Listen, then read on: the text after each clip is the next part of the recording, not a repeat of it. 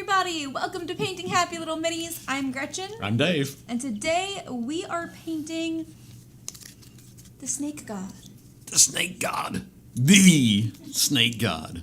Not to be confused with any other snake gods with you might have lying around. This particular snake god is from Epic Encounters. From Steamforged From games. the Temple of the Snake God. Temple of the Snake God. So it also comes with a gargantuan base, similar to other minis we have had in the past. Yep.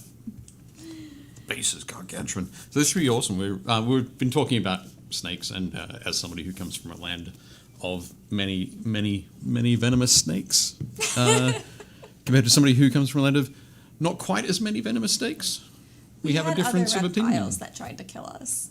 Sure. Larger ones, yeah. Yeah. Yep. I feel like alligators are scarier. Yeah. But we just have a difference of opinion as to what you should do when you encounter a snake. I do not believe in killing snakes because they're good for the environment. I told him that was acceptable if they pose an immediate threat or danger. So, if you can say it was coming right for me, you're all good. All good. Who's here? We've got Betsy. Betsy! Hey, Betsy! Very cool. I've guided a few people towards Betsy's lava rock monster. Ooh. They've been like, how do you paint lava? I'm like, ooh, Magic. check this out. So, thank you very much for that, Betsy. But I will be painting my snake like a pet snake that I previously had, which was a albino corn snake. I, of course, have not had any pet snakes. So I will be painting mine like a variation on an eastern garter snake, which I think could be a lot of fun. But we'll see how that goes. Okay. We'll get started. Oh, JT is here. Hello, JT. Hi, Ashlyn. Betsy says, yay! Ignos was really fun to paint. Yep, did a brilliant job on him. Very cool. So, yes. Does anybody in the chat have stories of snakes? Hey, Jason. Oh, he... Ooh, we have a Facebook user. I'll help him. I'll find it. Leona will help you. I have a lot. And basically help us by... My pet snake escaped once, and my mom, who's terrified of snakes, made me come home from a sleepover to find it. That's fair. Yeah, it was very fair. I wasn't like really upset with her. Yeah. I thought the stern talking to I got was a little unfair, but the coming home to find it part, I was like, that's legit. That's reasonable. Yep. Yes, I think I would have been spent all the time like lifting and dropping heavy things. They're danger noodles. They're snakes are part of the ecosystem. They are important parts of the ecosystem. They're not part of the indoor ecosystem. Well, I mean, neither are any domesticated species. This is true. And I'm totally good with that. I have a funny story for you soon. Oh, does it have to do with the kittens? It does have to do with the kittens. But we'll get to it. Waiting for the perfect time. Waiting for the right moment, yeah. I'm currently trying to figure out how to eventually have a Christmas tree in my house with the current cat situation. I think it's unlikely this year. Yeah, last year, the Calcifer was a kitten last year, and he didn't touch the Christmas tree because he was so large, he just wasn't really into jumping around and that kind of stuff. He's an ambush predator. Right. Whereas the smaller kitten is a sprinter and a climber, and climbs the curtains and sprints up the stairs and runs into things. He doesn't look where he's going, he just goes. Yep. So I'm guessing he might not allow us to have a tree. Yeah, I'm guessing you won't. But maybe we can get like a window decal yeah. of a Christmas tree. We have a fake tree that I'll probably put up without ornaments just to see if he like climbs it or not, leaves it alone. Yep. We might see if we can just at least have like the fake tree with the lights. Yeah. Good luck with that. Nothing breakable. Good luck with that. I don't think that's going to happen. Calcifer, though, the big cat, was told that he is the peak pinnacle of perfection.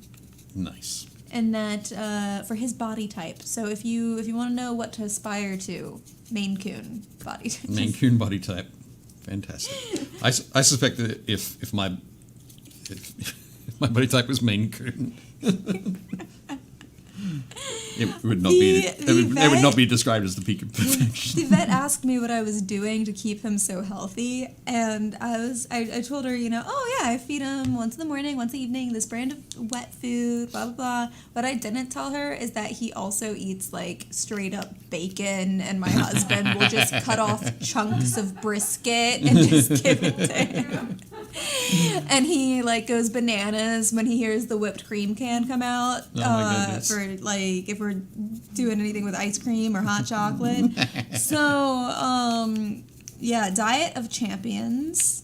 Fantastic. Pinnacle of perfection right there. That's great. Wyatt's here. Howdy. Jason said, my old boss had a snake. It would strike the glass whenever you walked by. Not too friendly. That doesn't sound too friendly. I coerced a friend into taking a snake. That was mean. I didn't coerce anyway. He recently lost a pet snake, and I was fostering one.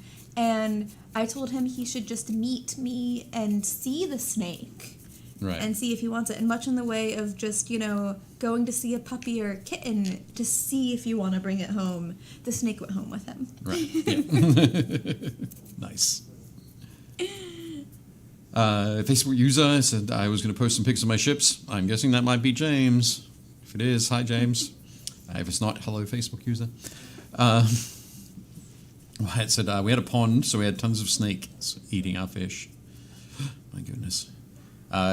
Timothy's here. Timothy Bowers. Evening, guys. Good to see you again. Good to read your name as well, Timothy. I guess that's the way it works. Seeing as how we don't get to hear you or see you, but just evidence of your typing. Yes. No, we weren't going to talk Christmas. Oh, no. That was... We'll save that till yeah, December. Oh, no, I guess you mentioned the tree. I mentioned the tree. That's the most, though. I am very much a Thanksgiving first kind of person. Just assume that instead of Christmas trees, she said turkey. We were thinking of getting a turkey. To be fair, It's I a also have to turkey figure out tree. how to keep them from stealing any kind of Any turkey. Excellent. Jason had a question.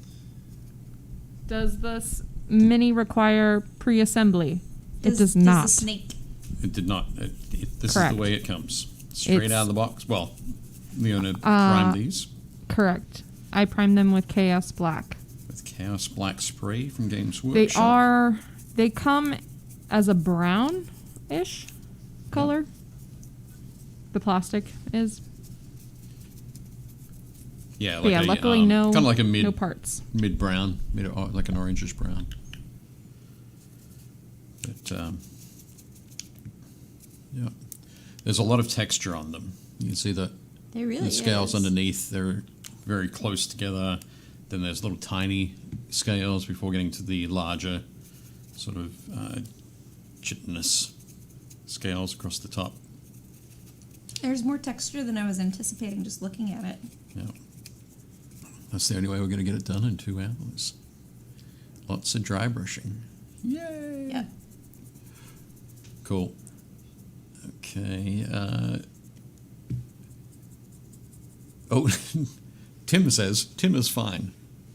So you're saying you don't want to be called Timothy. I get it. That's cool. No worries. All good, Tim. Wyatt said the only time we killed the snakes was when we had some real expensive koi fish from Japan. That's probably a good idea. Protect those investments. But as he says, Steamforged minis are generally all in one piece. Some of the really large Horizon minis are in 2 or 3 pieces. Okay, that's cool. Good to know there. And James says, sorry, my computer crashed. Now you can see my name. We can see it now, James. Very cool. Thanks for joining us.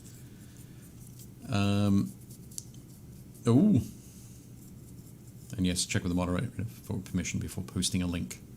Yeah. They were asking, Dave, do you want to become famous? Do I want to become famous? Yeah. No. That sounds like a terrible idea. So then I removed that. Yeah, that's a good idea. Is it heavy? With such a long body, I'd be afraid it would be broken in the package, but it looks really cool. I mean, it's a little hefty from like what you would expect of the size, but it's not heavier than you would anticipate. Yeah, but it's also a fairly solid plastic.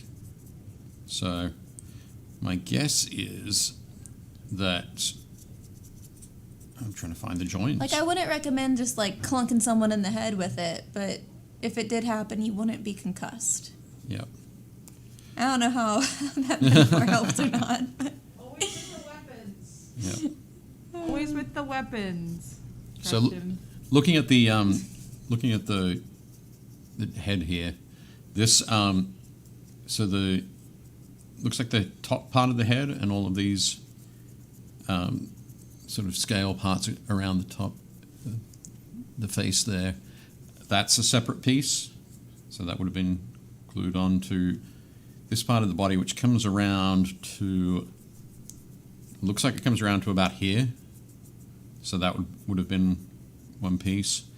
And then I think this section probably to around here. So this section here and the pillar would have been one piece. And then everything on the bottom, the rest of the base would have been a single piece, except for maybe this piece. It's stuck on top. Yeah. Yep. Because this has there's a little lip down at the end of that column. So yeah, it's interesting to look at pieces and find out how they might have been assembled. Maybe this piece here is a piece of masonry is a separate piece as well. It's got that same lip. But yeah, all assembled in the factory and popped into the box. Very cool. Yay. Okay. I go a little bit fancy with the underside. Because even though I said Eastern garter snake. Has that fun checkerboard pattern under there? Oh, I'm not going with that. Oh. Sure. We've only got 2 hours. Not 27. But no, it's also a fantasy beast, so throwing in a little bit more of a vibrant color on the underside to dazzle people as it rears up. They go, oh, beautiful. That's how it works, isn't it? Exactly. Snakes distract you. Oh, bit bright. My corn snake would try to pretend he was a rattlesnake whenever I'd go to feed him. Yeah. To protect his food. Yeah. Would you sort of He'd shake his tail against anything that was nearby to try to imitate the sound. Oh wow. Pretty much, he was tiny. He was like this, yeah, probably close to the same size as this model. Whenever I first got him, and he wasn't really used to people yet. And when they eat, they're kind of put in a disadvantage, to predators and whatnot. Yep. So if I got too close while he was eating, he'd just, I am a rattlesnake. Fear me. Like, you're a noodle. Yeah, James was asking what color the mini was, and it was a mid-browed. Yeah, like a mid-brown, like a Actually, Dave, I think on yours, on one of the bottom corners, or like bottom areas, you can actually see, yeah, right there. You can kind of see it in there. You can kind of see it. Yeah, you can kind of see it. Yeah. It's that brown, right there. Okay, that's right in the middle there. So yeah, I'd say it was something like if you've got any Games Workshop paints, like a scrag brown. So yeah, mid and quite orange in hue. But there we go. So that's a nice start there. Just going to switch to a smaller. Also, hello, Sean. Thanks for joining. Cool. Oh, we also have... Did you already get JT's question? Yeah, just saw it. There. Oh, yes. So, hi, Sean. Oh, Tim says my wish list, you guys painting the rock breaker from Horizon Zero Dawn. Maybe we have to get some of those. I don't know. That could be cool. Sorry, yeah. Jane said, question, Dave. I noticed you're using your wet palette to dry brush. Isn't that counterproductive, or are you more overbrushing? Really more overbrushing, to be honest. And also, my wet palette at the moment isn't super wet. There's moisture in it, but it's not. The paper isn't really wet there. If I was to go for, actually, now that I'm using a smaller brush, I can also pop over to my paper towel here and brush some of it off to get more control. Also going to want to come in underneath those scales there. Yeah, thankfully the Mini isn't too heavy though, so it's not going to be rough to spend a bunch of time holding it and turning it, that kind of thing. But yeah, at the moment really it's sort of overbrushing. There's no real need for super light dry brushing.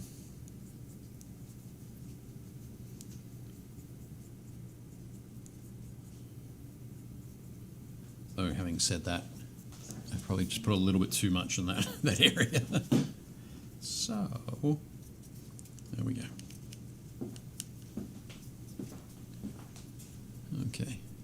It's nice being able to pick out that underside. Definitely. Ooh. Check that out. That's a nice blue. Got the two-tone going on there. Yeah? Or is it all... Are you just going for a second coat? Oh yeah, no, I'm going over the belly right now with kind of a cream color. Right. And then I'll go over and start adding the orange and stuff over top.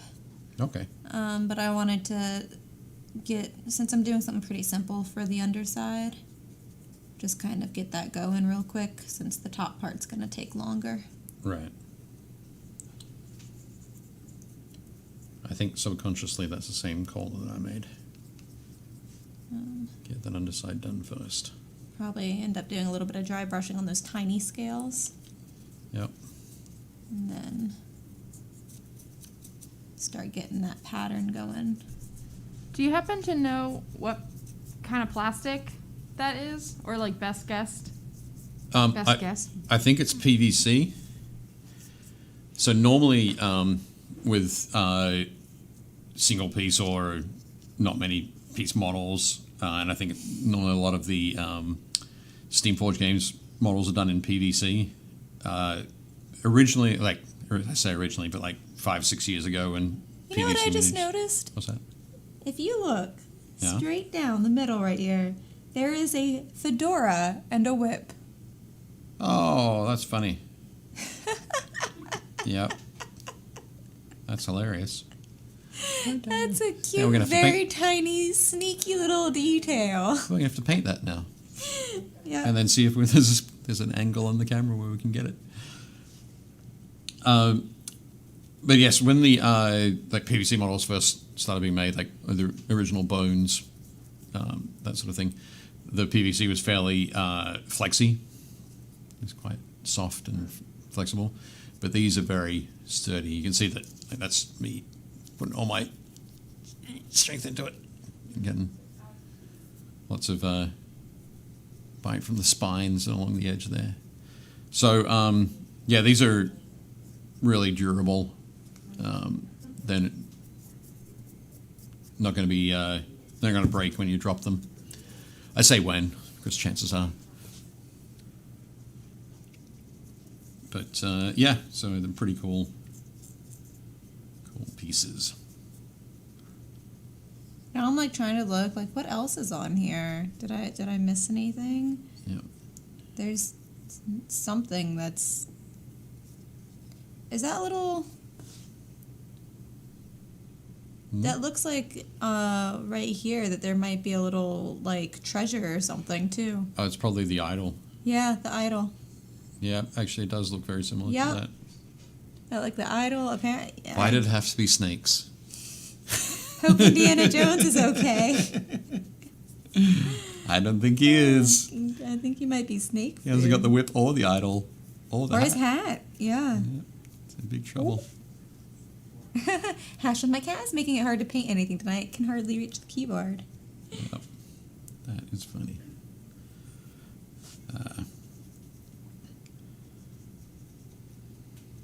Okay, so who wants to hear a funny story? Oh, I want to hear the funny cat story. Funny cat story? Is that everybody? Everybody wants to hear a funny cat story? Everybody. So, I mentioned last week that we were fostering six kittens. And I wasn't a huge fan of it, but it was happening anyway. So over the weekend, 4 of them were taken away to another location to be continue to be fostered. We got to keep the 2 that we were keeping, Simon and Gus, or Gus, if you prefer. And yeah, so we had them and things were going pretty well. They spent a lot of time wrestling and Being kittens? being kittens and finding things to get into and exploring and all that sort of thing. But this morning, I was woken up with a damp feeling on the back of my neck. Oh. And Gus had decided to pee on me. He climbed up on our bed and climbed up on me and peed on my head. I have never had that problem in my life. And I'm glad. So, yes, there we go. They knew that you had hesitations. He had to assert his dominance. Yeah, I'm really not sure what it was. But I woke up and I woke up my wife and said, sorry about this, but the cat's just peed on my head. So we got up and discovered that that also peed on the comforter as well. So we basically grabbed all of the bedding and took it downstairs. My wife had a shower, and then I was about to get into the shower, and I looked at my my phone, and the clock on my phone said that it was 7:20, not the 6:20 that it was set on my wife's alarm clock. Oh no! And we always go by her alarm clock in the morning. She gets up first, and unless somebody's getting peed on. So then we looked at my alarm clock, and it said 7:20, and we looked at our iPad that we had nearby, and it said 7:20, and of course, rather than going, oh my goodness, it's 7:20, we're supposed to leave in 5 minutes to take the girls to school, it was, I wonder if Apple has a glitch. It's still 6:20, which would give us plenty of time. It'd give us an hour, right, before we're going to rush out the door. But I was like, no, I think it's actually 7:20 now. So we had to get the girls ready. See, the kittens were helping you. Yeah. They were like, you're late, get up. Yep, it was very much that. So, yeah, then it was just that mad scramble to get the girls to school, as well as wash all of our bedding. Yeah, so it's one of those things where it's like, okay, what's the third thing? What's the third thing that's going to happen? We only had one tiny little incident with the kitten where it was because he had worms and they were pressing on his bladder. Right. That's what we found out. Yeah, he doesn't have worms anymore. Got that fixed. I did not deal with parasites in my home. Right.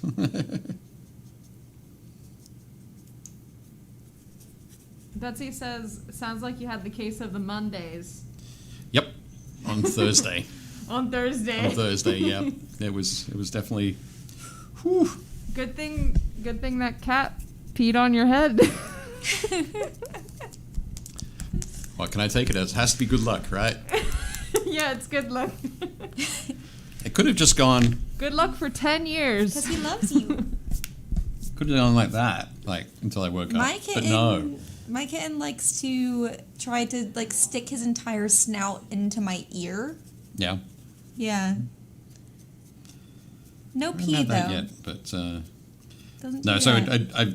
I made the executive decision that they will stay downstairs during the evening. Stay downstairs at night.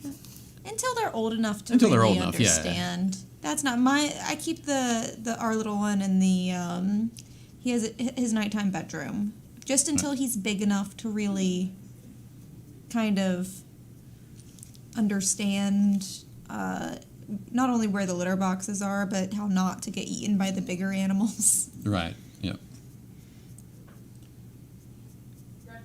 I just imagine like a full human-sized bedroom. It is. For your cat. Okay. Not Calcifer. This is for Smog, but Smog also. That's what I thought. It was Calcifer for stayed Smog. in the Calcifer stayed in the guest bedroom. It just makes me laugh. You're like, okay. You tuck him into the Yeah, time huge for bed. Time to go. Yep. Well, he has to learn where everything is and how not to try to steal the dog's food because the dog doesn't take very well to that. And he'll learn some hard truths one day. But, while he's still like 2 pounds, Yep. I feel like he hasn't really grown at all. Like, I know reasonably he has grown, but it doesn't feel like he's grown. Right. He's just so small compared to the other ones. So just quickly, Sean asks, is there a Conan type model in the set in the Temple of the Snake God? There is not, sadly. All of the Epic Encounters sets are all the ones with the bright magenta Epic Encounters are all the villains and the minions and that kind of thing. So none of the player characters. So. You don't have any of those to kind of work with. But, where did I see it? Oh, in the new Warcry box from Games Workshop, Red Harvest, which is coming out in a couple of weeks' time. There's I think the Dark Oath Savages is one of the warbands in it. And there's a guy in there that looks like Conan. So you can definitely check that out. James says he was marking you. Yes, I am now the property of Gus Gus.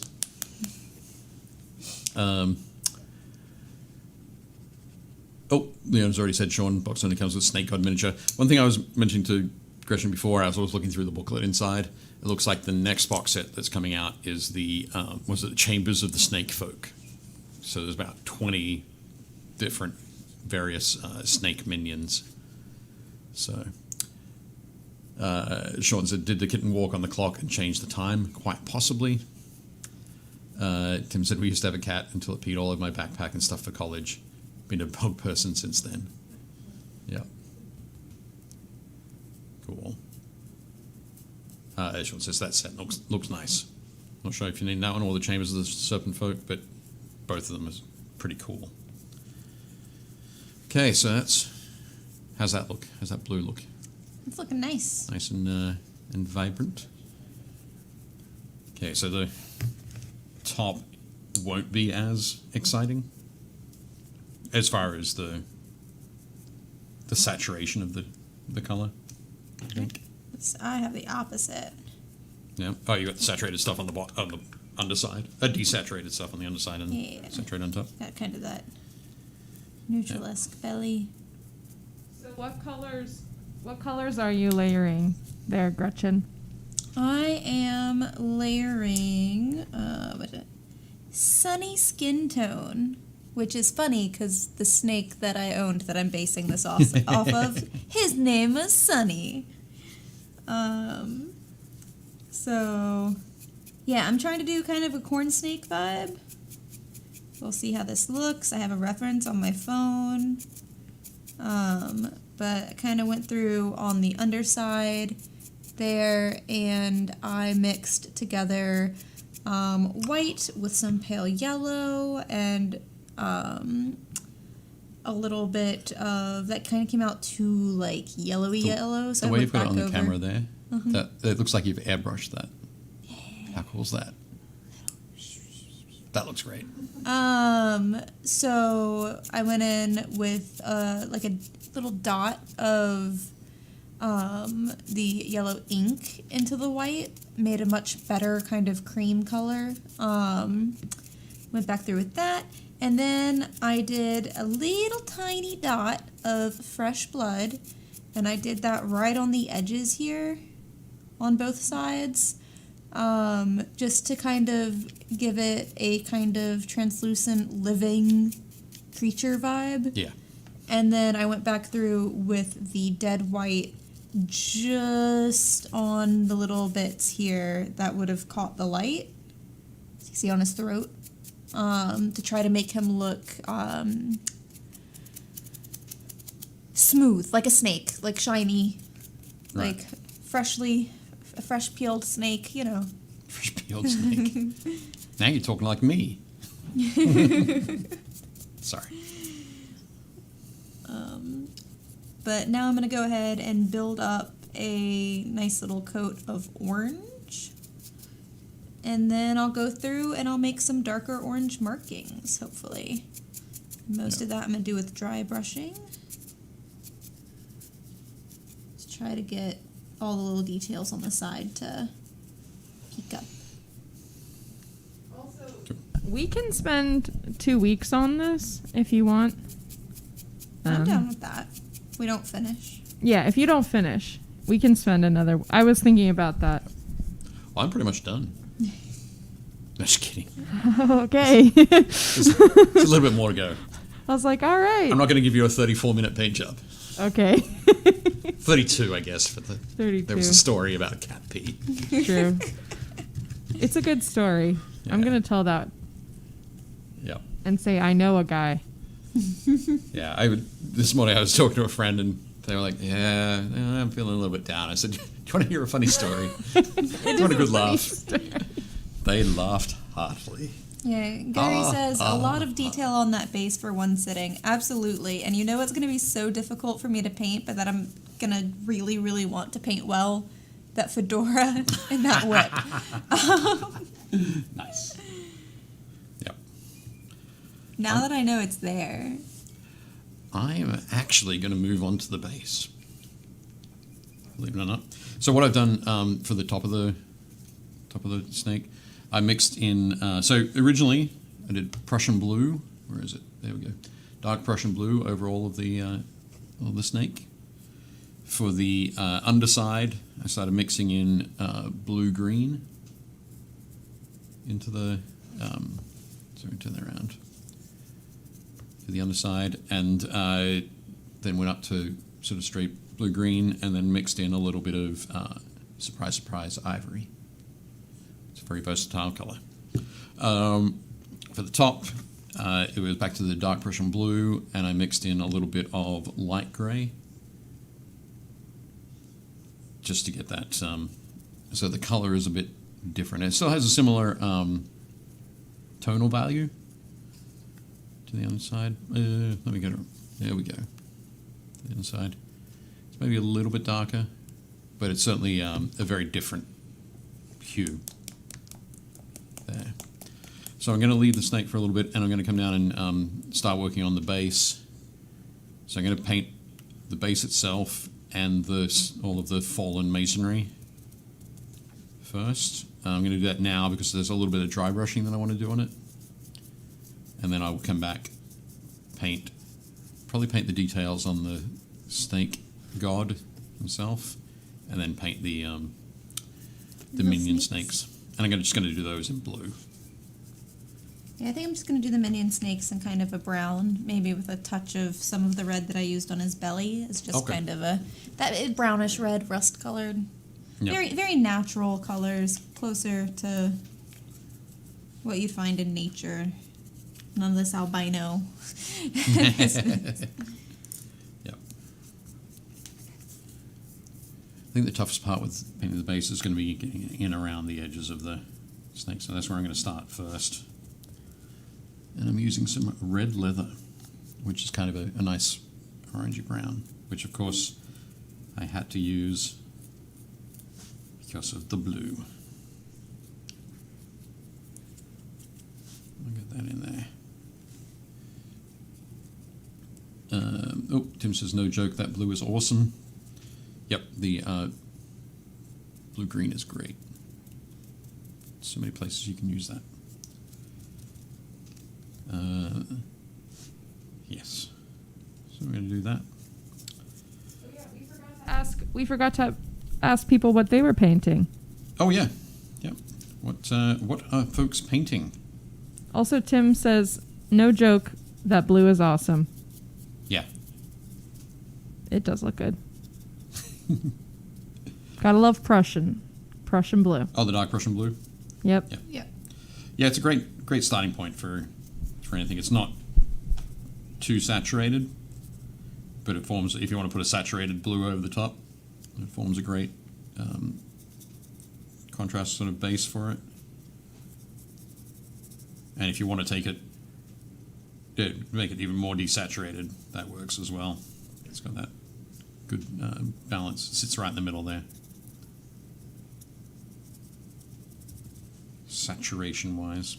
Also, James was asking how much the miniature is. It's around $35. Yeah, $35 for the box set. Is it 35? Correct. 40? 30? 35? One of the I'm just going to open up the box set for a sec. Show you what else you get in there. So that's the sort of the plastic inset that sits in. So it doesn't move around. Sorry, this is the lid for this comes off. Maybe. Okay, it's taped on. Leona magicked it out of the box. I'm going to put that aside now. So you also get a map, which is basically the footprint of the temple, which is very cool. I love that the flooring is very much a sort of scale sort of pattern, snake scale, and lots of great gemstone mirrors or something there. So that's cool. You get that. You get.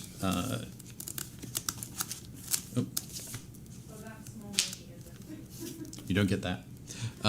You don't get the instructions for putting a Drukhari venom. You get. Why did it have to be snakes? Nice. Shed snake skin, dripping poison, serpent folk. So I think, yeah, these are templates you can use for the serpent folk until the serpent folk chamber comes out, and you pick up that box set as well. I say templates, I meant tokens. So that's neat. You get. Oh wow. That's actually not part of the set. You also don't get that. Or that purple card. Or those purple. I'm really You get this booklet. I know you get this booklet. You so do. Set up, Dave. Oh no. So the template, the encounter, the paper isn't actually that glossy, but it's just the lights are hitting it crazy. Bring that across. Anyway, so that goes through the entire an epic encounter with the snake god and the things. Oh, the giant snake attack pattern. Multi-attack. Target the nearest or most aggressive player character. Ooh. Why did it have to be snakes? Targets everyone. Giant snake behavior. A sudden fanning of the cobra-like hood and as its lesser brethren erupt from the walls. I feel like the one where it attacks like the most threatening person in the party is really funny because then it brings up the question, who does the party think is the most threatening person in the party? And who does the GM think is the most threatening, aggressive person in the party? I feel like that's a... Yeah, for sure. Then it goes, after everyone, it goes on to target the nearest magic user, then the magic user it previously attacked, then the most powerful martial character, then the party's healer, and then there's a body slam, which targets as many player characters as possible. So that's where it just rears up and slams down on. So, very cool sort of set of stuff. So you get all those things with the snake. Just this snake. No other snakes. Yeah. No other models. It needs no instructions for putting it together. So you're all good. Background is that I was putting together multiple minis and didn't realize that some of that paperwork got in that box. So that's cool. Real life stuff, guys. I should have paid closer attention as I was pulling it all out. But yeah, there we go. So the red leather color has also got pretty good opacity, so it'll be like 1.5 thin coats.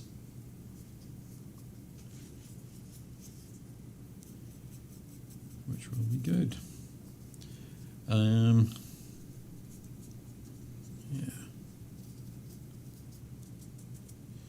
But I figure this is going to be a nice base color as well for the. I'm going to mix in a little bit of sand yellow for the model color range for dry brushing or highlighting the masonry and some of the floor, which will help those snakes stand out a little bit better. We do have a question in the chat about mixing paints. Okay. So JT says, request from the owner to paint black metal. Would the best way to do it be a metallic base coat with a contrast black, or does mixing black and metallic actually work? I've mixed metallic with other colors in order to make them have a sheen. It won't be as strong as the original metallic, but it will give some of that, because the metallic is from mica probably, or some other ground up reflective material. Yep. So you'll be introducing that to the color. What you need to remember is if you're adding silver to black, it's going to lighten that pigment. And whatever color that you're adding that has that reflectiveness to it, whatever color that it reflects is the color that your paint you're mixing it with will reflect. So, definitely play around with it because it's cool and it can help you out in a pinch. I've definitely added, gold to grays and stuff like that in order to kind of wiggle worm my way around not having colors. But much like with all other mixing, it's just kind of knowing what your base pigments are. Yep. I was going to say, I've mixed black and gunmetal before to get a very dark iron kind of feel. So one thing you could do there as well is where you maybe with regular sort of rough iron or that kind of thing, you'd want to do some little sharp, bright silver highlights. Instead, highlight with a gloss varnish, just edge highlight. So that gloss varnish is going to catch the light, and particularly any of the metallic flecks that are under that gloss varnish will show up a little bit better as well. But experimenting is the big thing. You'll find a method that you like that works for you. If you're doing a lot of it, you need to find the method that you can do most quickly. But I even wonder if you go to the painting section in a Michaels, a lot of times they have stuff you can add to pigments to make them reflective. I know in the watercolor section you just get reflective material and it's basically in a clear paint. Clear solution. Yeah, that you can add to anything. And you can get it for something more metallic, or you get it for something that's more kind of like the shifters, that opalescent kind of effect. Yep. I would bet money that they'd have in the acrylics section something that would be comparable. Yeah. I think Vallejo do a metallic medium as well, which the same sort of The thing. same thing, It's that opalescent thing. But it's just going to be in a smaller bottle in a hobby store rather than a art store like Michael's or AC Moore. So, but yeah, you definitely can do it. You might find that if you mix black and silver, you're still not getting quite as dark as you would like in your shadows. So hitting it with running a thin layer of the Black Templar contrast paint, for example, over the top will sort of give you a stronger shadow, for sure.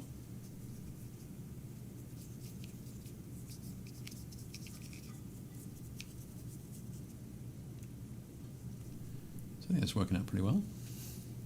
Yeah. It's a little bit tough Which to is get into funny some of the because areas. ours are going to have a very opposite color scheme because I got a whole bunch of grays and blue grays and whatnot for Yep. mine since I was going orange on the snake. Yep. It'll be mirrored.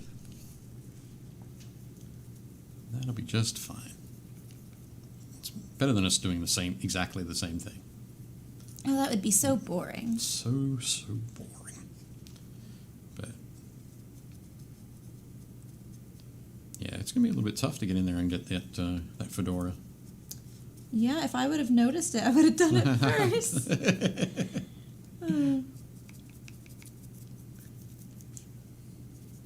Sneaky, sneaky. Yeah. Looking good. Oh, what else we got there? Jason said, I unboxed 2 WizKids Grim Reapers when we're starting. I'm going to try different shades. That would be cool. Something where if you're going for the black for a Grim Reaper, but something with the green tinge to it. Give it a little bit more of a ghostly, ethereal kind of feel. And something with a blue. Working blue into the highlights would be good. Our Tyler 7071 is working on Werewolves and Mama Luna from Don't Look Back's Mama Luna's Pizzeria expansion. Excellent. So Don't Look Back is from I think it's from Black Site Studios. It's a cool little skirmish game that's sort of based around different horror films. That's cool. So the whole Don't Look Back idea is as you're running away from the killer. So yeah, it's definitely neat. I think one day it'd be really nice to paint up some of those. But James is working on a 5th edition D&D. Be his ranger, magus, or arcane archer. Brontonaut is working on terrain from the new Kill Teams box. Very cool. Is that the orc terrain from Octarius? Hello, Brontonaut. Very cool to see you. James has said he's have laid high shine of metal, then glossing the color over it, or glassing the color over it. I guess glazing the color over it. He said thanks. He said, would a dark wash help those shadows? Shadows on the metal. I think yeah, yep. I want to paint those in. Be fairly specific as to where you wanted to put those, so you're still leaving that a little bit of the metallic sheen towards the top. Tyler says, yep, Black Site Studios, you got it. Horror movies. Excellent. And Ashlyn is working on Acadian Shock Trooper from Warhammer 40,000. That is excellent. Excellent. I'm just going to check the... for a sec. Okay. I brought along some minis that I've been working on this week. Oh. So I think I mentioned it... When did I mention it last week or the week before? Last week. But I'm working on a book called Messrs. Hall and Taylor Presents The Tremendous Tome of Decorating Dungeons. Have I mentioned that? That's a very good title. Yeah, it's not bad. it's going to be tough for stores to fit it into their system. Just gonna have to acronym it. Or it's going to go right back to decorating dungeons. Not quite as cool, but it'll fit into the system. But Jeff and I have been working on a bunch of stuff this week. I painted up repainted some of the WizKids Warlock terrain for like a regular dungeon, a sandstone dungeon, like a desert dungeon. That was pretty cool. And a very sort of damp and dank dungeon with lots of... I started with a prime of dark green over the whole thing, and then dry brush a lot of greys. So that was fun. But the one of the things I've been doing is painting up some characters to use in some of the photos. So Jeff's got a whole collection of them, but they're at his place, and sometimes I want to photograph stuff at my place. So I actually went and raided my Song of Ice and Fire miniature sets and realized that while there are a lot of great minis that you can use for like rank and file games, there are a lot of great characters in there as well. Or things that would make excellent characters. So, we've got Brienne of Tarth coming around there, who'd be a fantastic paladin, obviously. I can't remember the character's name, that big guy, but he'd be a cool, I think, cleric or magic user, wizard of some kind. Now, does that model look female? Which one? Sorry, the one with the white streak in her hair. We'll see when she comes back around.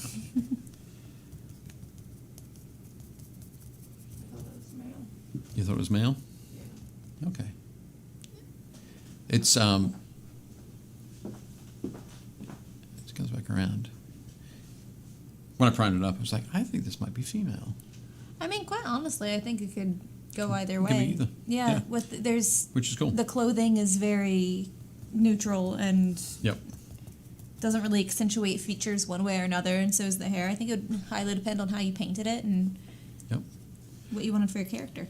But so the cool thing is that's Jack and Hakar from Song of Ice and Fire. So the faceless man who can appear as a man, a woman, a child.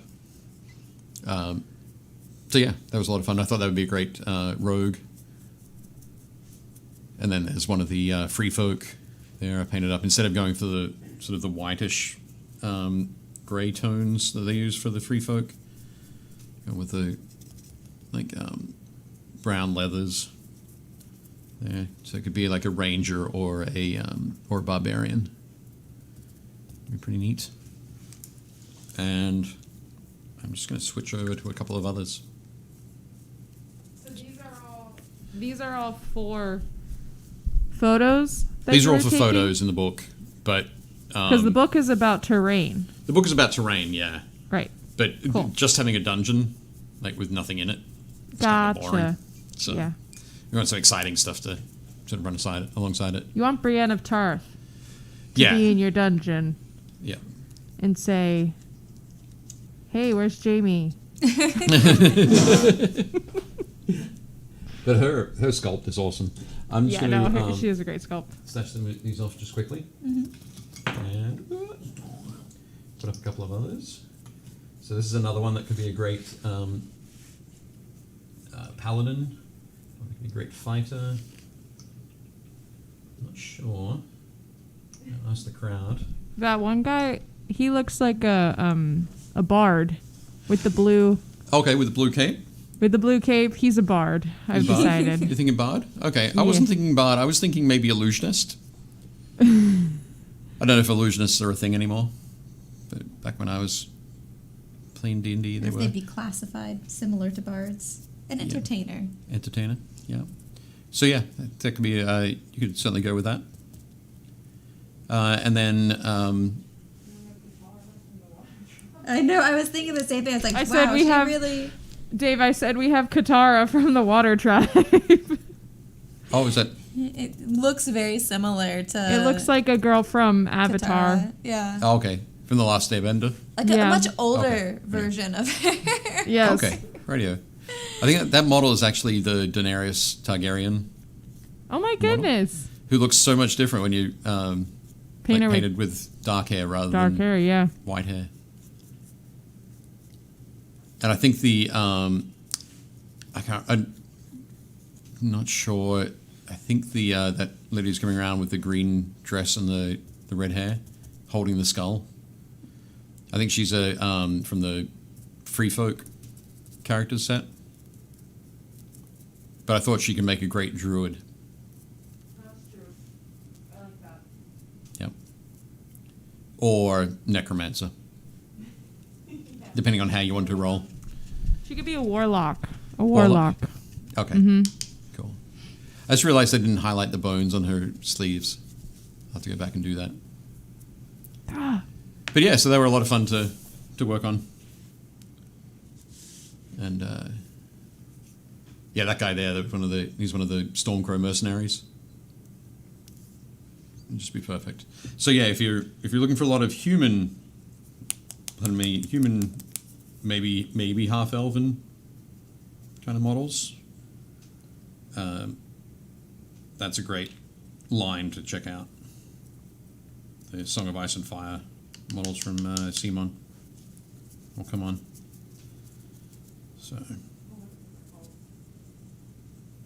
yeah. Right. Got some orange going. Yeah, so this week I was doing a lot of step-by-step painting on terrain. Also, Gretchen, Tim says Ukatoa has been a huge hit with their friends. Excellent. Glad to hear it. Cool thing.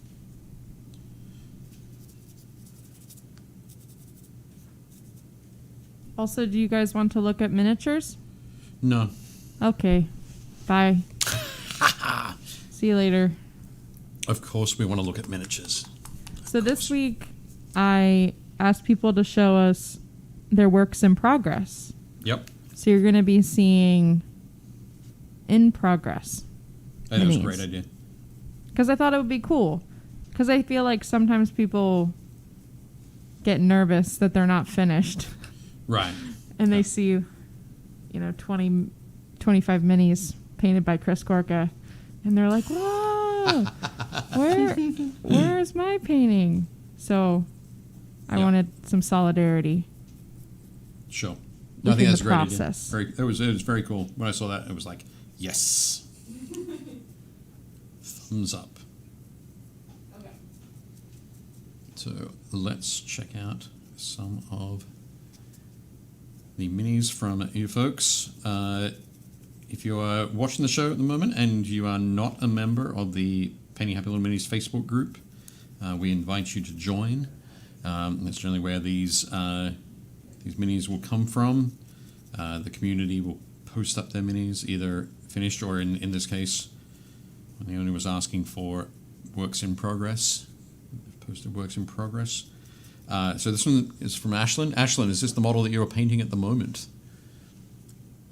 I hope it is. So, and I need to ask, is that Guardsman holding up the Infantryman's Uplifting Primer? Which is a book that all Imperial Guardsmen are supposed to carry. I think this looks cool. Yes. Yeah, excellent. Excellent stuff. The head on this one is from the newest accessory sprue as well. I don't know if you can quite see it, but tucked into the headband on the helmet there are two cards, two playing cards. That'll be fun little details to paint. Yep. What cards are they? Oh, well, that's up to everybody who paints them. I thought it might be a specific card. All right, no, it doesn't have the doesn't have any detail sculpted onto it. I'm trying to what I painted on mine. I think I just went with like the easiest thing to do, of course, is an ace. But if you're able to do like an ace and an 8, that would be pretty cool. Great brush control. You just always want the craziest. You just want the craziest things. The Dave. craziest things? Yeah. I just want the dead man's hand. Aces and 8s. Okay. Yeah, It's, yeah. is that Wild Bill Hickok? Yeah. So that's why I'm asking for that. You don't have to do it, but it would be cool. But yeah, great work there, Ashlyn. Great conversion. I look forward to seeing the paint job. Flux is painting up this very cool vampire. An awesome swarm of vampire bats. So first session done. Just the basics. So yeah, I think we've talked about this before, haven't we? Or we talk about fairly regularly, I guess, is the process. Like some people like to pick an area. So like I picked the underside of the snake here and paint that area to completion. Then pick another area and paint that area to completion. So some people do that. Some people go along and put base coats on everything and then come back and do the shading and highlighting, which I think is what Flux is doing here. Neither way is right or wrong. I guess any way is right if it's comfortable for you. But yeah, neither way is wrong. Just different folks like to do it different ways. But I think this is coming along nicely. You've got the one of the great things here is that you can go through and just make all those details nice and neat. Make sure you've covered every area. You can go back and do your correction back and forth, and then you can focus on a particular part and finish that up, or however you want to do it. But yep, looking good. Fun mini too. Yep. Freta de la Chem just finished priming Quest of Yore Disney. Neither am I. I'm looking at it being like, what is this? I'm not familiar with this. Is Quest of Yore, was that a old movie? I don't know. It sounds. I want to know now. It sounds like it might be a game, like a Disney game. But yeah, they look like very cool. Oh, it's from the Onward Quest of Yore Barley's edition. From the minis. Is the op. It's the minis from the op game. Okay. That is based on. It's like the Onward. D&D spoof from Onward, right? Correct. Yeah. Okay. It's the game that they play instead in of Onward. D&D. Okay. That's awesome. Okay, cool. Yep, very cool. I like that you've gone through and you've done that sort of a zenithal prime, but it basically that dry brushing over the black. So painted it black first, done the dry brushing over that to get your volumes, so you know where you're going to be painting and where your highlights are going to sit and so on. So I think yeah, very cool. Great looking minis, and I think it's going to be very cool to see how these turn out. I want to see that shield painted. Looking good. Very nice.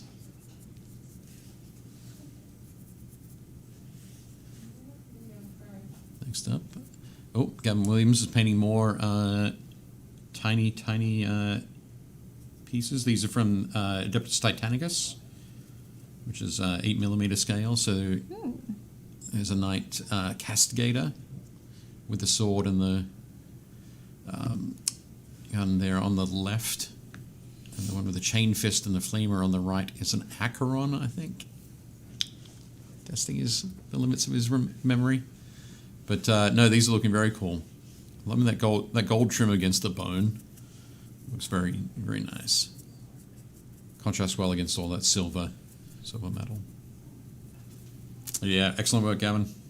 Coming along nicely. I just want to say shout out to Gavin's work on this, because someone in the comments was like, "This is a work in progress. This looks finished."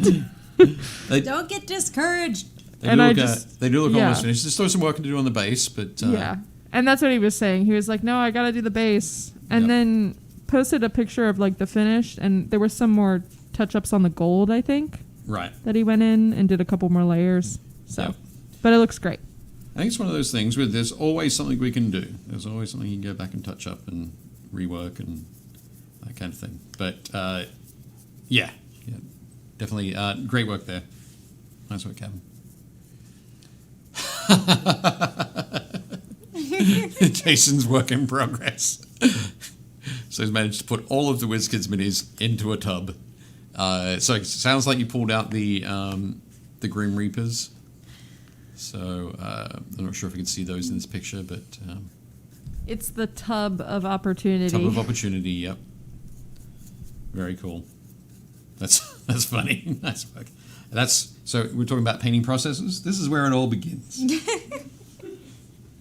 Selecting the unpainted mini to receive paint. Bestow your blessings upon it. Excellent. Nice one, Jason. Oh, Jeff is base coating and a wash on my next Rising Sun mini. Tsukiyomi. Yep. Very cool. Yeah, work on that. The pole on the back there. You know, very sort of bamboo kind of feel. It's nice. So there's an example of paint, like base coating and putting a wash on, a little bit of highlighting on that one particular area. But yeah, looking good. Very nice work, Jeff. I think, as I said in one of the comments on one of the pieces, you don't have to do one every week. Do it at your own pace. No expectations here. Joel Coronado said, I don't know what I got myself into here. Well, it looks like you got yourself into the Millennium Falcon. Yeah. I could say, I think that's the name of that. It's a Corellian Starfreighter of some kind. But yeah, if you're talking about the like the damage and the carbon scoring and that kind of thing, yeah, there can be a lot of work in those big pieces there. So much stuff. Well, and I feel like it might feel overwhelming, and maybe the mini, there's like a longer portion that when the mini feels unfinished. Sure. Because you realize like, oh, I could do this thing. Oh, I could do this thing. Yeah. Yeah, when you're working on something of this size, which is obviously huge, you can see the size of the paint pots next to it. It is always going to have a much longer ugly phase. Yeah. Where you're like, oh, have I done the right thing? Decisions. Decisions. So it looks like you've gone in, you hit some of those exposed areas with some black or some dark gray, and then touching it up around the edges with a lighter gray, which is a little bit different to the more bone color on the sort of overall on the piece. I think one of the things that will help you pull that together is when you get into do a little bit of very fine airbrushing wherever larger panels meet, so whenever there's a change of plane, I guess. So you see where there's like the cylinder which comes down to the cockpit there. So where the rest of the ship comes around and meets on either side there, just getting in and airbrushing a little bit of like a mid-brown into there, and then doing that at the sides there where those flat panels meet a raised up area around in the back towards the engine block, whatever you'd call that section there. Hitting those areas with some like some thin mid-brown will start to tie that all together for you, and I think you'll feel a lot better about it from there. But yeah, it's definitely a huge project, and I think it's going to be super cool when it's done. Looking forward to it. Nice work, Joel. Ooh, Joe is working on a Nubian Guard. That's really good. It is looking very cool, isn't it? It's great work on those skin tones. Yep. I love the way that Joey's worked in the purple into that. Really gives it a lot more depth rather than just putting on a dark brown, creating and building up those undertones. Yeah. Definitely nice. Another thing that I like is on the helmet and a little bit on the trim of the cloak there. You've got that gold going on, or the sort of the brassy sort of gold. But he's got some green worked into that. The shading there as well, which looks fantastic. Very nice. Yeah, I love love all the work on that. It's got a great sense of volume too. Looking forward to seeing this finished. Nice one, Joey. Good work. Oh, John Schmidt is painting up the what's this troll called? Zombie ogre? Is it zombie ogre? No, this wasn't the zombie ogre. It's not the zombie ogre? No, the zombie ogre is more sort of round and bigger and had like a big sword. Well, we painted this. Yeah, we did paint We this. painted this, and we painted the zombie ogre. Okay. But yeah, this one is crazy. This is a troll of some kind. Dire troll. There we go. Dire troll. Thank you, Jason. But yeah, so no, this is looking very cool. And there's so many decisions to make when you're painting this. What color is the skin going to be? Is the skin going to be the same across the entire model? Is it going to be sort of patched together depending on what head you're painting it on? So yeah, all very cool. And I think John's actually taken another approach. We've talked about doing all of the base coats or working on one section to completion. I think John's gone through and started with some of the base coats, then worked some area through towards completion, so that like the green skin in the face there, the purple tongue and the teeth is the closest to completion there. But then there are areas that he hasn't started on yet, like the wrappings and the bracelets and that kind of thing. So it just goes to show that it doesn't really matter how you approach your mini. Just paint it however you feel comfortable as you're going through. I am also wondering though, it looks like it might just be the sheen of the paints, but it looks like there's sort of a slight shifter thing going on that right hand. Oh, yeah. To paint, which would be pretty neat. Trolls with pearlescent skin. Nice one. Good work, John. Oh, JT is painting Zangor. Line, very early work in progress. So these are beastmen dedicated to Tzeentch riding around on discs that are also living creatures. Oh. And they are... If we thought that, we were talking about the Terminators that he was painting, having a lot of gold trim, these have even more. JT is just going hell for leather with the gold trim. Why? Why? Because it looks cool. It does look really cool. You love gold. These are going to look fantastic when they're done. But yeah. Oh, the discs are what the owner requested as metallic black. Metallic black, right. Huh. Yep. So that'll help those, like the Zangor on top, pop even more Oh. from the discs.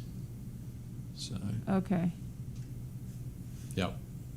Well, since it was requested, it makes sense that he's doing it. He didn't choose. Yeah. I think they're going to be really cool. They're going to be very cool, JT. Looking forward to seeing them. Oh, Kelsey is painting up. Okay, ooh, interesting. So this is a Stormcast Eternal. I think it might be like a Night Vigilator or something like that. I don't know. But yeah, looking very cool. And it's the base coat of Rhinox hide on all of the metallic parts.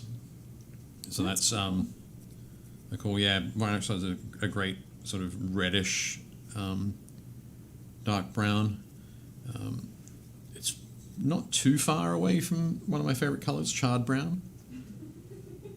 But it is sufficiently different. But I think That's great. And I'm curious. Usually, this would be the sort of the precursor to non-metallic metal painting. Painting all the metallics in a non-metallic brown.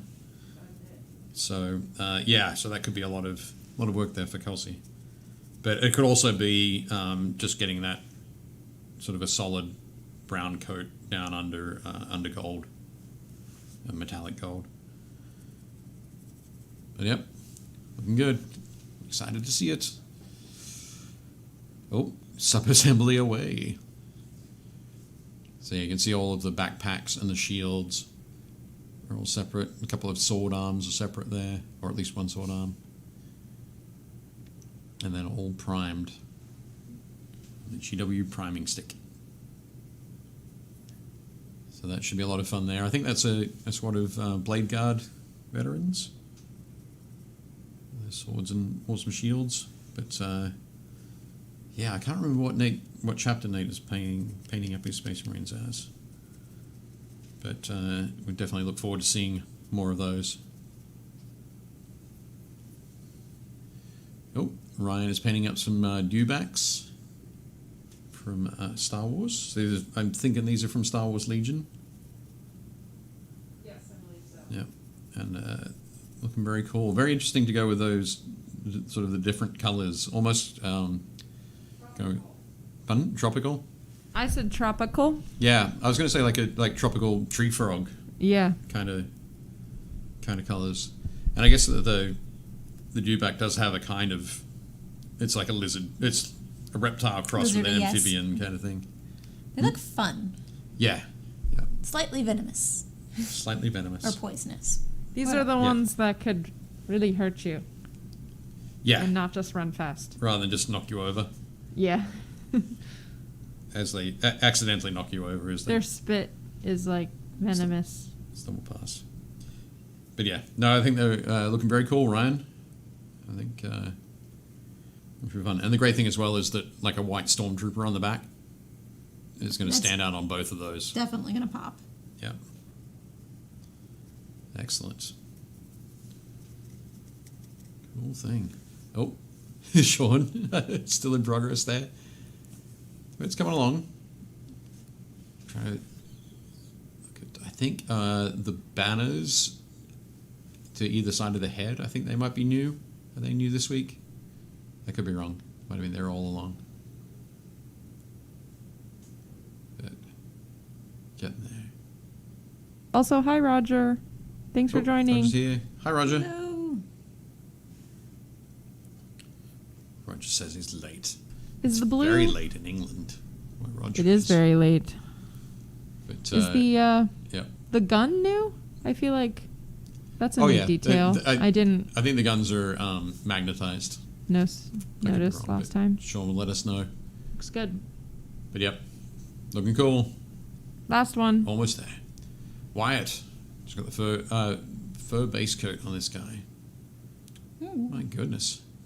What is this guy? Where is he from? Also, what are you hi gonna do Josh. with the fur? You gonna add stripes? It does look like it's has a feline feel to it.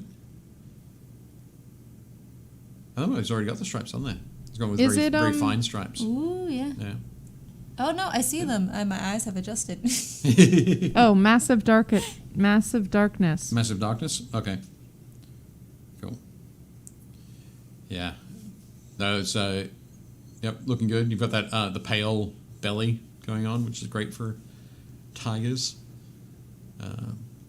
What color do you think you're doing the armor plates? You gonna do it with silver, or is the cloak gonna be blue? That's what I said. You said? Is the cloak going to be blue? I said blue. Cool. Excellent. Oh, sorry, just quickly. Sean said slow progress. Yes, they are magnetized. Had an Age of Sigmar tournament last weekend, so not much time of it on it. Cool. Ooh. Excellent. Oh, and Josh is here. Hey, Josh. I'm late, but I'm lovely. At least half of that is true. We can all decide for ourselves. Oh, gold and green armor and red for the cloak. Ooh, that'll look nice. That will look good. Yep. I think the green element, having that in there, will be the nice sort of cooling color against all that super vibrant orange and red. But yeah, very nice. Looking forward to seeing that one, Wyatt. Nice work, everybody. Very cool. And speaking of orange, check it out. He is slowly coming together. That's looking great. Yeah, so I think what I'm going to end up doing is a lot of corn snakes have a little, like, kind of outline of cream around that darker orange-red section. Okay, yeah. So I'll go ahead and do that as well. You're just going to paint that? Yeah, free-handed, very. Right. The good thing about, like, even though there's a lot of repetitive kind of patterning, is that with snakes and stuff, it's not, like, super precise. Right. Or symmetrical or anything, and that makes it easier when he's twisted up over himself. Yeah. So it's a model that looks great with patterns on it, but it's not always the easiest to put them on. Yeah. To continue it all the way through. I will be happy when I'm done. I think he's gonna look pretty cool when I'm done with them. So I like adding patterns on critters. I think it makes them look kind of naturalized to their environment. Yep. So that'll... What color is that orange? This orange is Orange Fire. And I have mixed it with a little bit of fresh blood to make it a little bit more on the red side than the straight orange side. Yep. And get a darker orange. And when Gretchen says fresh blood, she has actually cut her hand and is squeezing it. Blood for the snake Squeezing god? it onto the... Why? Because it goes on like that vibrant red, but it'll darken down As it dries. As it dries. Thanks, Dave. Anytime. Thanks. Let's go back to that cat peeing on your head story. Sure. I like why that not? better. If anybody wants to hear a story about a cat peeing on my head, go back to about what time was that? 7:40. Yeah. So about 40 minutes in. Rewind the show to that, and you can hear all about my adventures in Catland.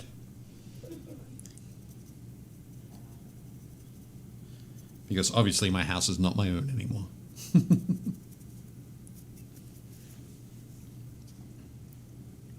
My husband has learned that the kitten enjoys being on his shoulder Right. when he games.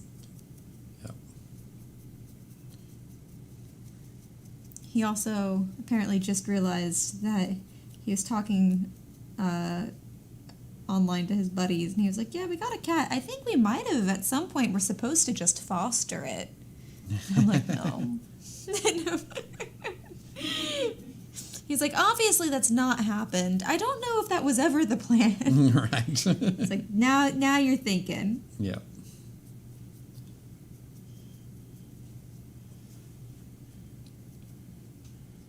Now you know who your wife is.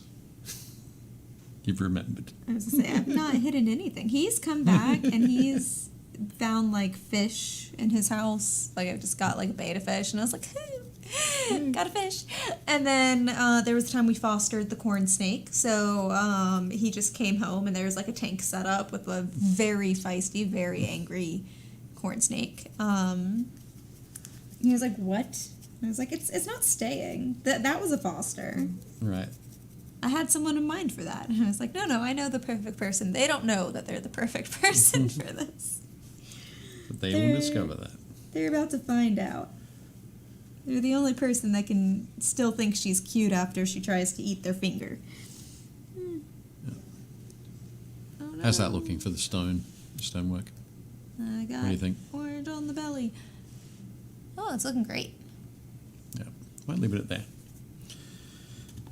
Now, what I say I'll do next? I think back to the patterning on the snake. I'll grab another brush. And I have to touch up the belly I worked so hard on. no. Oh.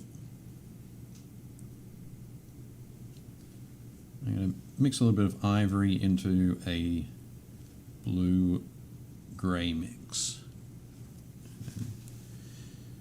So the eastern garter snake has a line down the middle of its back. So I'm just going to paint that on first. And as Gretchen mentioned before, it does have like a mini checkerboard pattern as it goes down, but I'm not going to paint that because it's too much work. Too much work. Too much work. And we would need way more than 2 sessions. So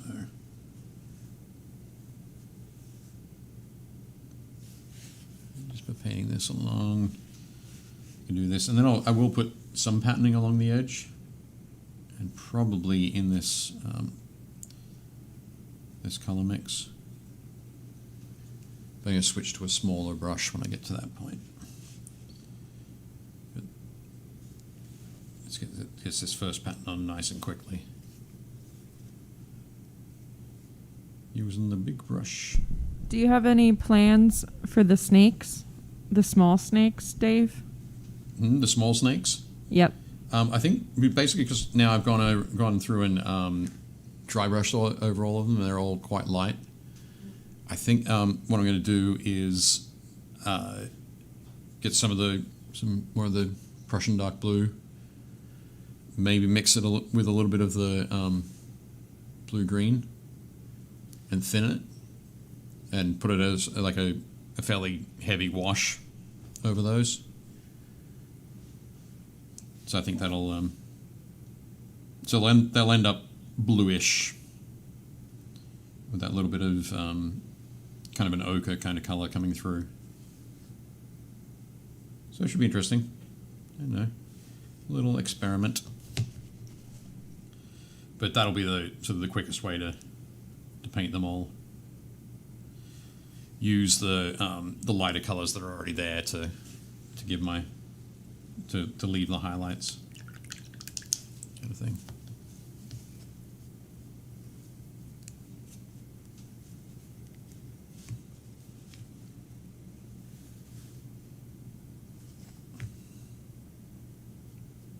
Yeah, James says, I like both, but blue is my favorite color. That's fair. Blue's also my favorite color. But they're both turning out really amazing. Yeah. Yep. I think, Gretchen, you could probably use yours to scare people. Yeah. To trick them into thinking there was a snake around the corner. Or in a cupboard. Like somebody opens up like a pantry door. There's a snake sitting there. There's a snake in my boot.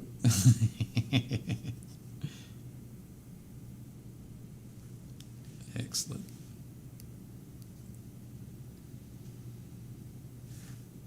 Okay. Man, so yeah, this is the difficult part in painting in the model. You can't even see my finger there. So when you get it around that column there, and then going under the snake. Yep. It's going to be the toughest part. Oh, I'm seeing it now. Yeah. That is difficult. So it's just a matter of, for this simple bit that I'm doing here with this, just a line on the back, I'm going to change my angle. Oh. I say oop, so I'll come back and correct that later. And that's just a matter of where the line that I painted there is just a little bit too wide. So we can see it there. That happens all the time when you're painting. Make a little mistake, but you can come back, just correct that. Let that dry a little bit.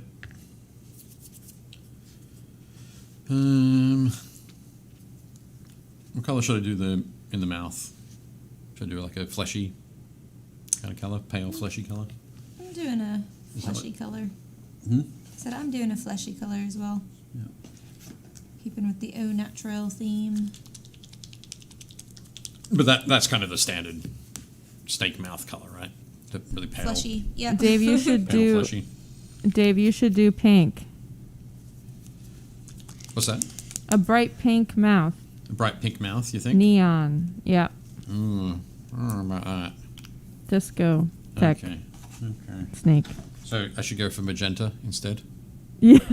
Yeah. I'll start with that, and then I'll highlight up with that. How's that sound? That'd be cool. Yeah. No. Wyatt agrees with me. And Sean. Pink, purple. James pink. says flesh with a little blue tint. I'm liking that one. Neon greens is Betsy. Betsy's is good. Neon green. Okay. So Dave, now you got to do pink and neon green. Yeah. So thanks. Not going to happen. We go with the pink. And build it up from there.